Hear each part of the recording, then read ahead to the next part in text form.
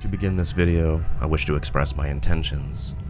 My intentions are not to defame, harass, or slander, or just to complain about my personal woes, but to expose a very real danger online that poses a threat to many children. In this video, I'll do my best to give my in-depth analysis of my disturbing findings over the past 2 years, in which ties many people, many big content creators as well, into illicit activities, and which involve minor children. My intentions are to separate my bias from the facts and take accountability for my own wrongdoings as well in the process, for a better future analysis of this dire situation that is still ongoing. This video is free to use. You may re-upload it, stitch it, cut it, and use the video without consequence to your heart's content. Any privacy or copyright strikes you receive will be from those trying to suppress this information, as they so desperately have been trying to do since early of 2022. I encourage you to spread this video. Even if you despise Plagued Moth, I implore you to take this time to absorb the reality of what is truly going on behind the scenes in entertainment here on the YouTube platform.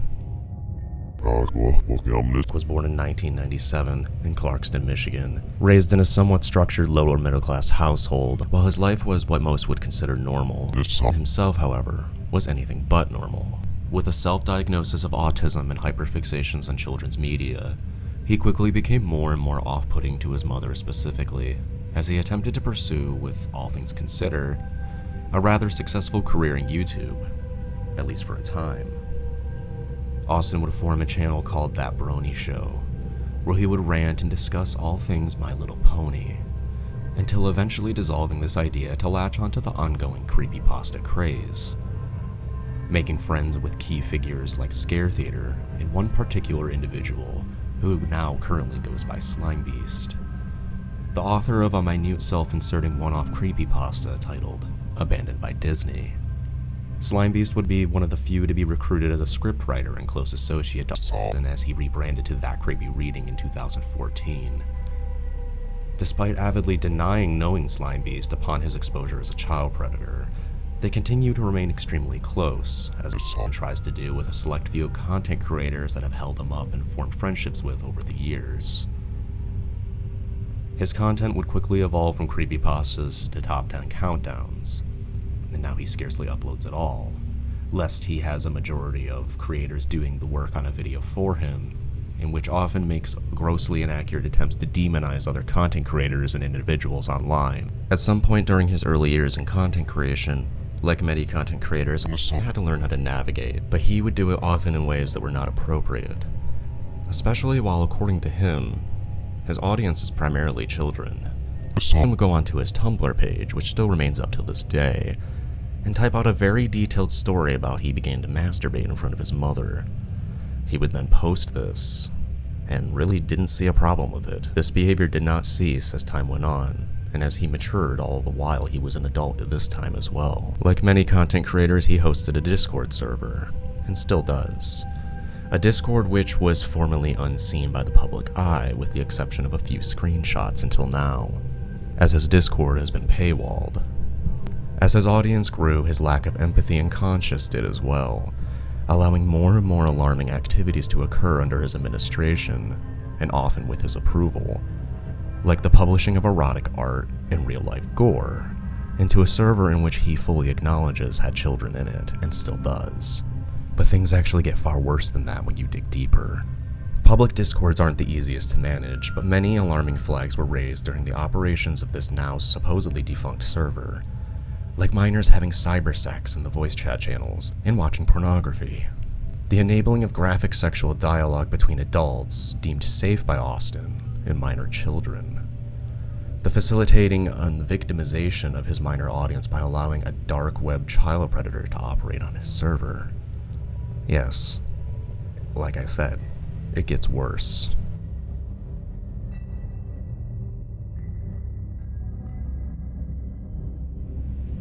Ripper, a name that either puzzles you or makes the hair stand up on the back of your neck.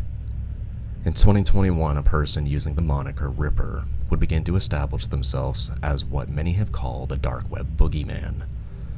A gore enthusiast with the worst taste, this Ripper is in fact a copycat of a very real, very horrendous group using the name. The group has created one of the most infamous and secretive child exploitation networks to ever exist.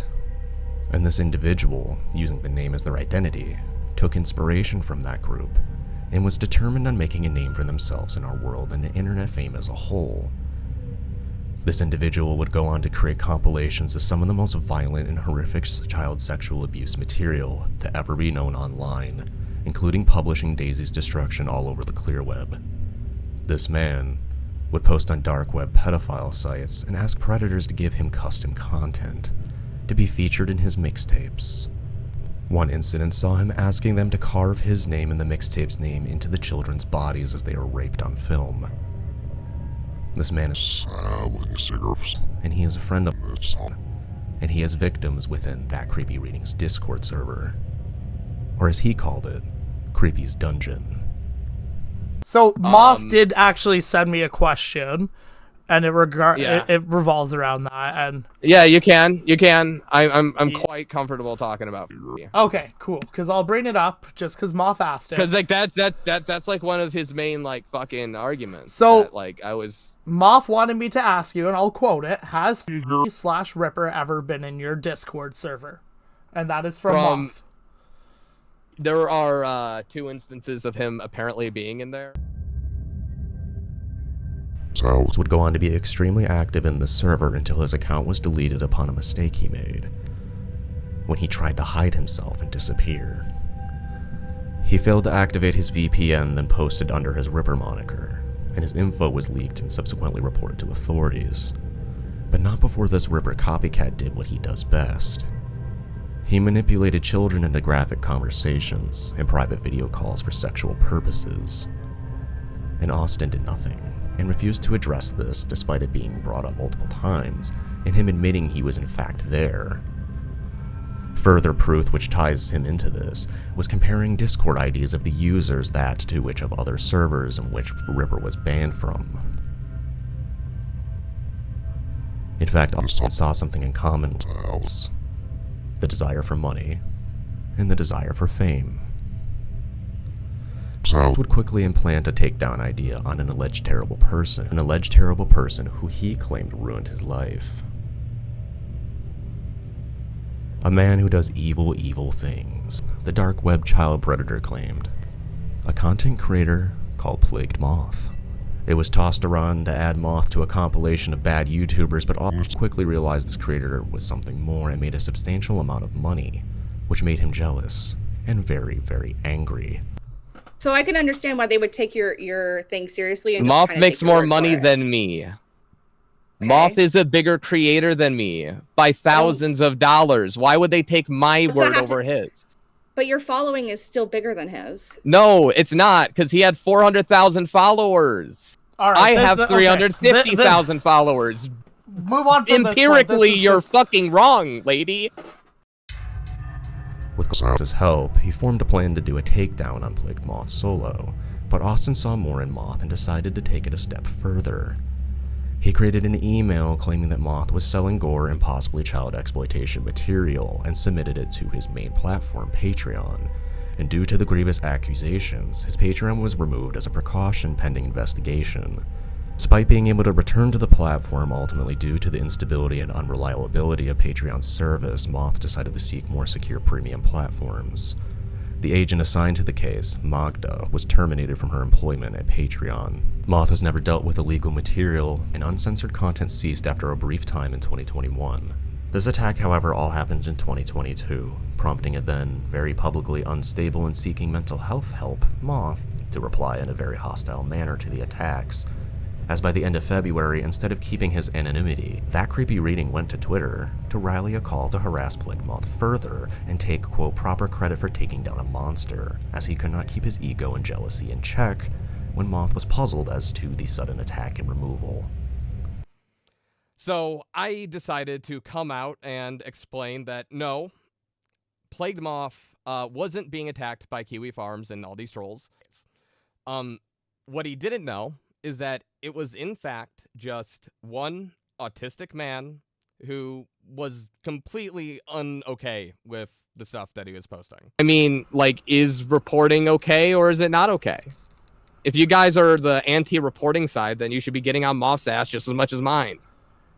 And, you know, he did that on his like main 20,000 follower plus group, seen by 3,000 people, 55 likes.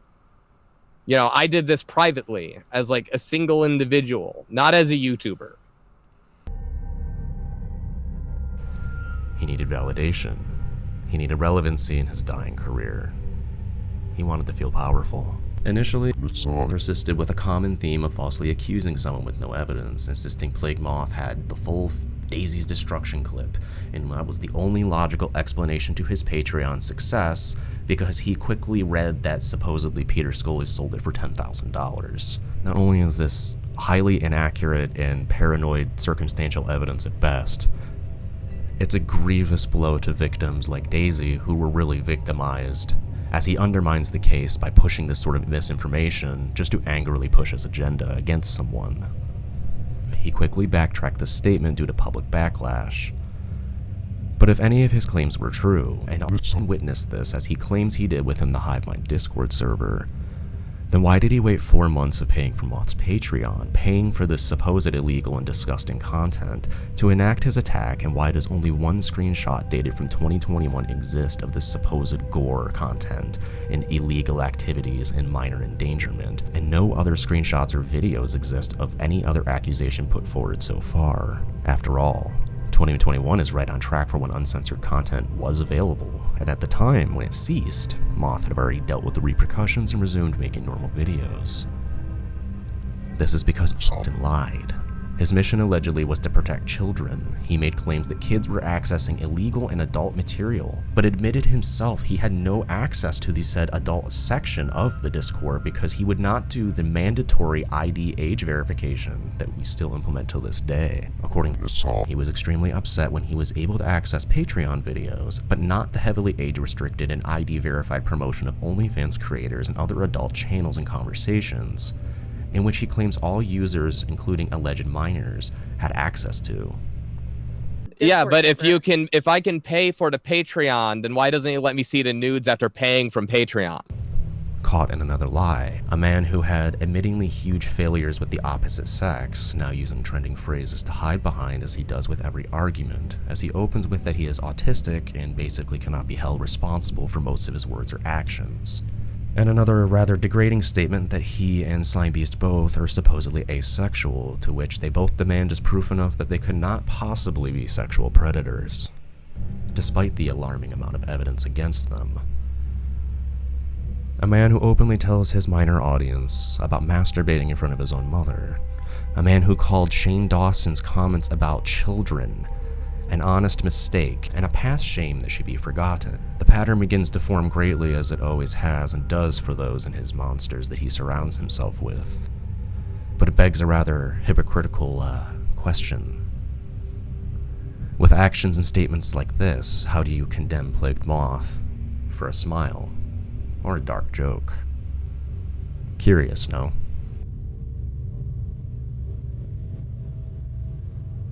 Diving into the convoluted history on that creepy reading can be difficult, as he has made multiple attempts to hide his past behavior, and many failures.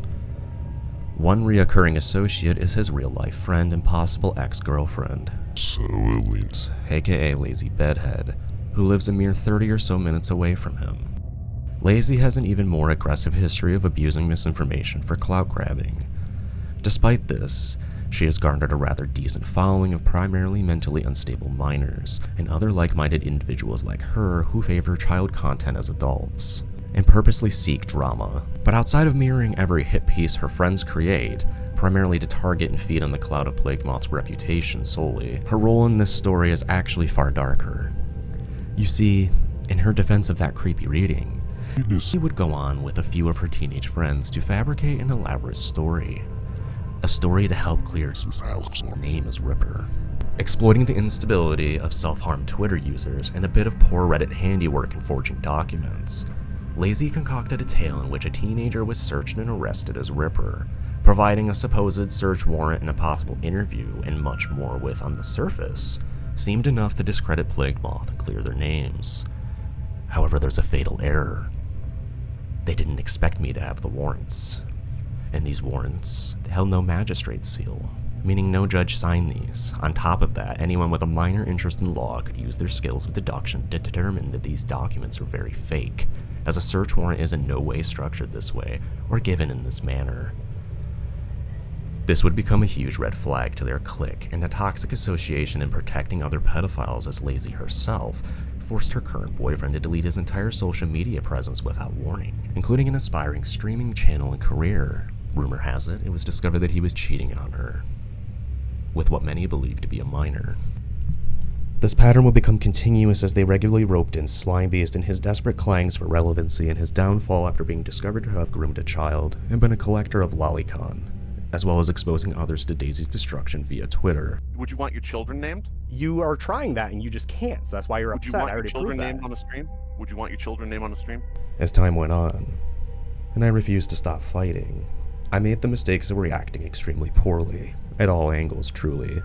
I said horrific things and I created turmoil and stress for my own community and my own fear and struggle and anger, and that was not fair. I truly ruined my own channel early on with all of this by not being patient and acting accordingly, and thus it took over 2 years now to this date to finally collect and put together this piece.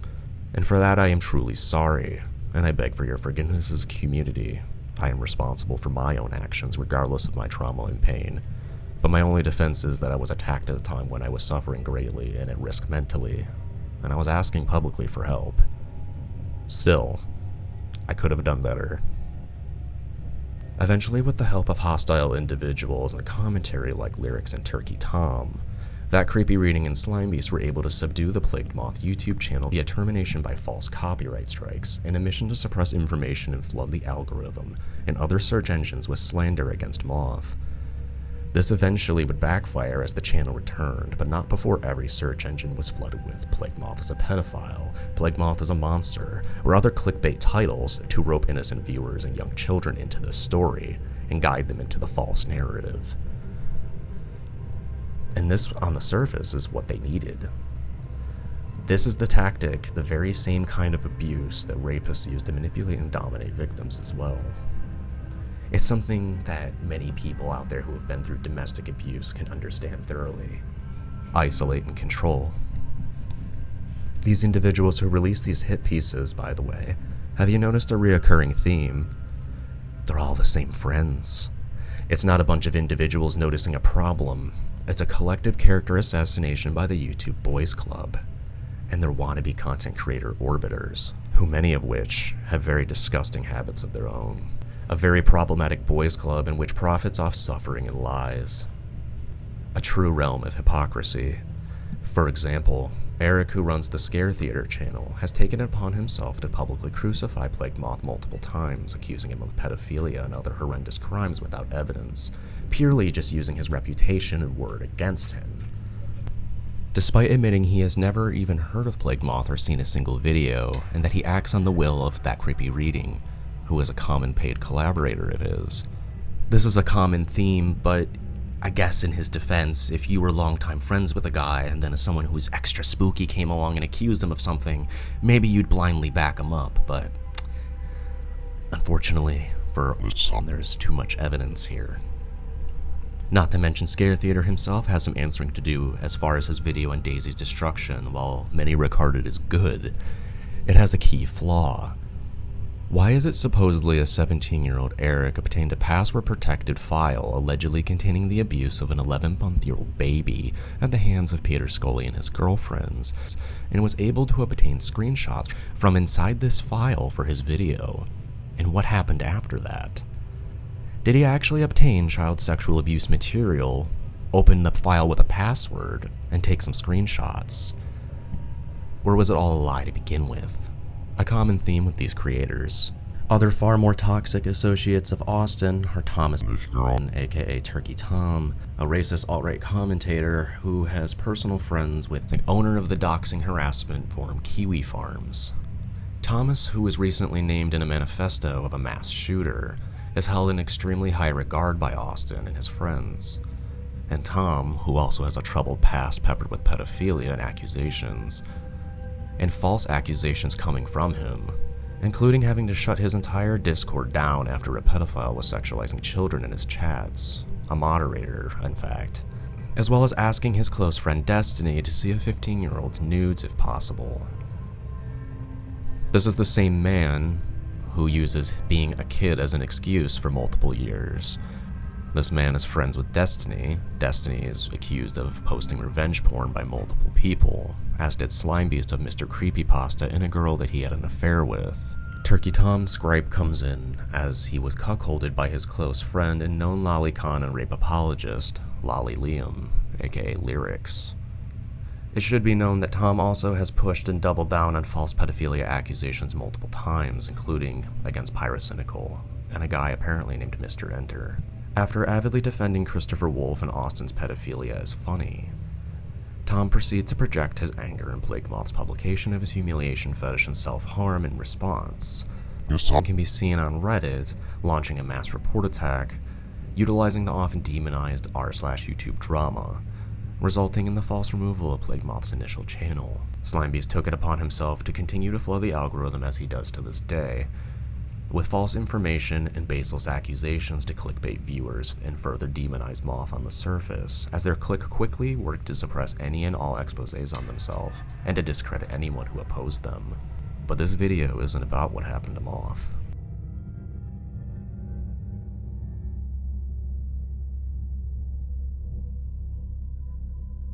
This son isn't just a problematic individual because of his friends. While Slimebeast is the most threatening as he controls much of Austin's audience as the sole moderator and operator of the largest horror subreddit directed towards children, r/creepypasta, himself has a rather alarming history with the sexualization of minors. However, he sees himself as something other than a pedophile. According to his words, he is a heapophile, a title that he has avidly defended until his recent conflict as he realized it's not received very well. A heapophile is a pedophile that specifically prefers the ages of between 11 and 15. It depends. Are you getting your rocks off? Are you getting your rocks off because you're fucking a 14-year-old, or are you getting your rocks off because of a nice pair of tits? That clip was from a conversation with Leo Convoy, another friend of Austin's who he has recently thrown under the bus alongside others like Daft Pina, now known as Dovin Draws, who is fully aware and heavily involved in the sexual exploitation acts inside Austin's Discord. In fact, according to Austin, he answers to his own little clique of content creators he calls the Council, which formerly included Leo Convoy and Daft Pina both, as well as Slimebeast. And the number 15. That age is a common theme with predators like Austin. Turkey Tom has also sought girls this age multiple times, as does his bull Lyrics. What's up, beautiful? How old are you?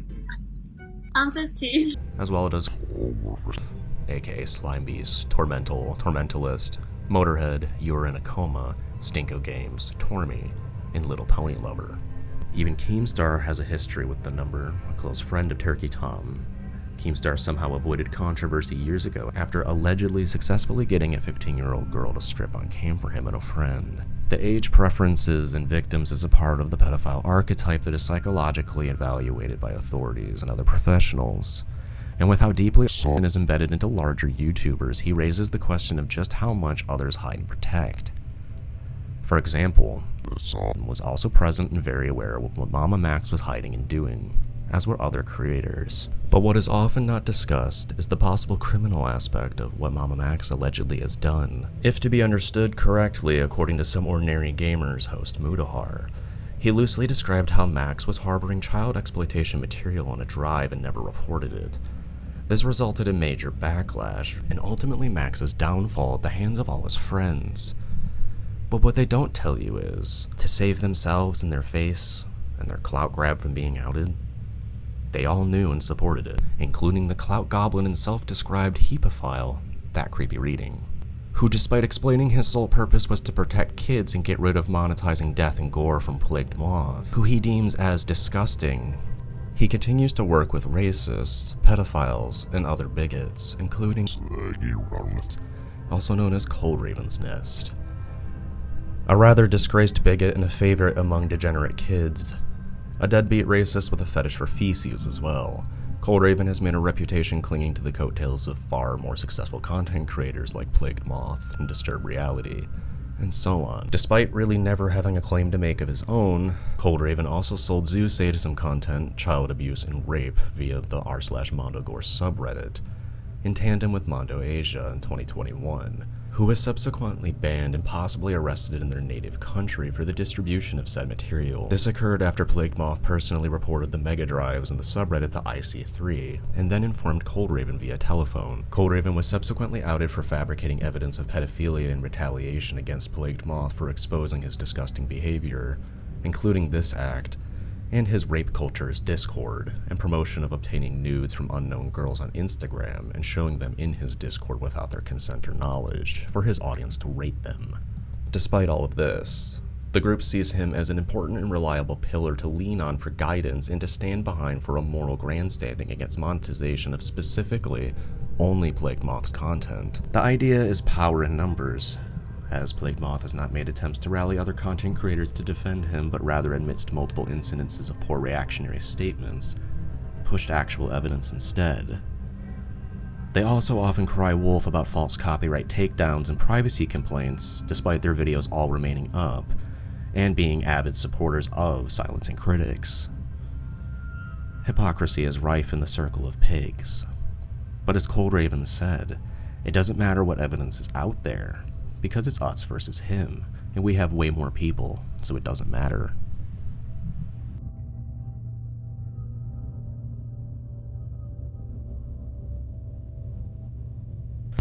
Himself is tied deeply into lolicon, gore, and smut, and like his associate, truly expresses his hypocrisy and envy towards his clear lack of talent, skill, and ambition, via violent projection of his own failures and perversions, which ultimately exposes his true motives and lies, and has done nothing but struggle financially, quickly wasting away any donations in monetary gain and cheap cannabis and Adderall, as he revealed during his time on Turkey Tom's live streams against Plagued Moth. However, a consistent theme in his actions as well as his friends is monetary gain. Like all of us, Austin likes money and wants to make more of it, but Austin will go to great lengths to get it, and was very angry when his opposition would seek it for their family, in a far more successful way via their own content. It has a reoccurring theme in tandem with his partner in starting GoFundMes for supposed big ambitions and never fulfilling, later going on live streams with a piss-poor excuse as to what happened.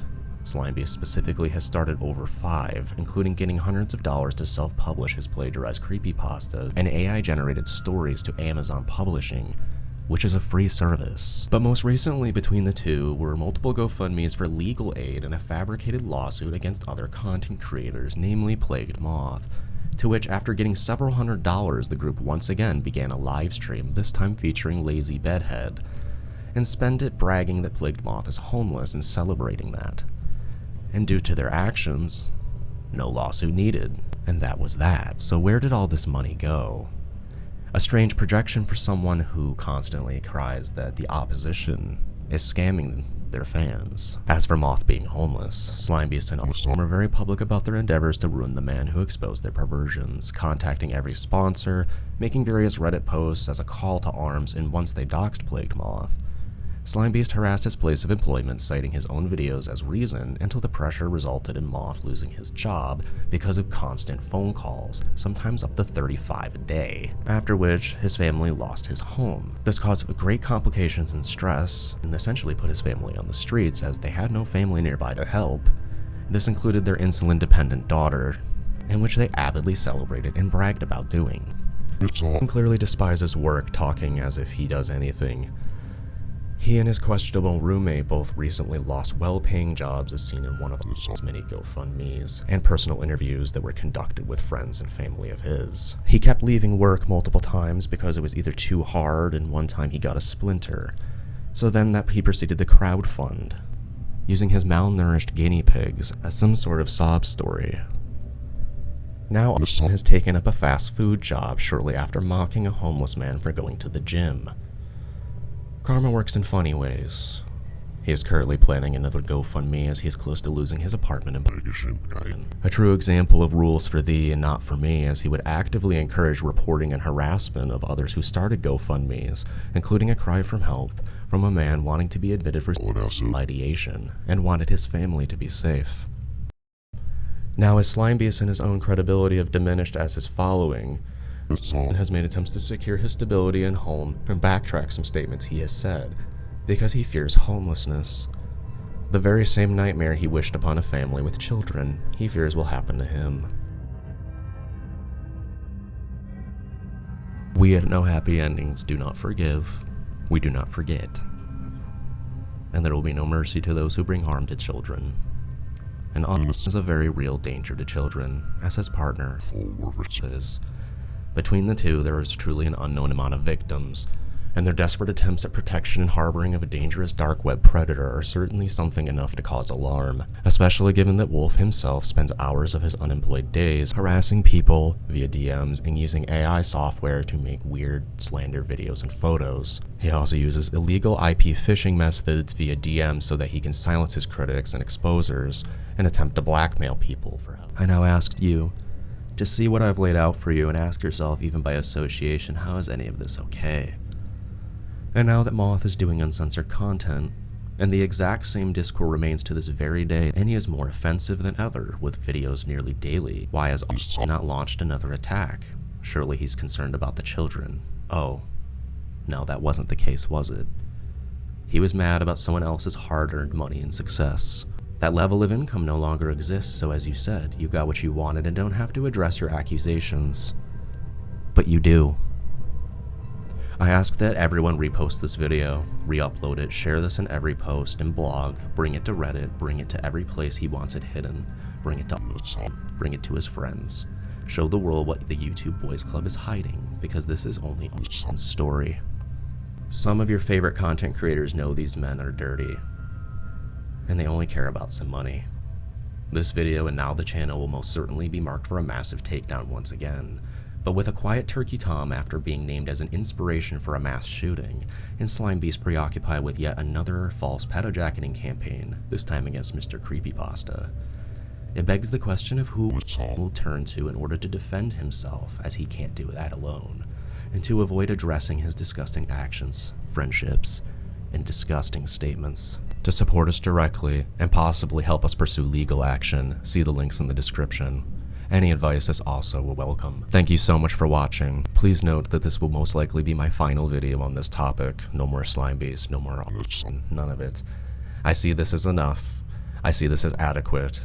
But as I said, it can be the foundation of a deeper dive. There is a lot more to unturn for every stone these creeps put down.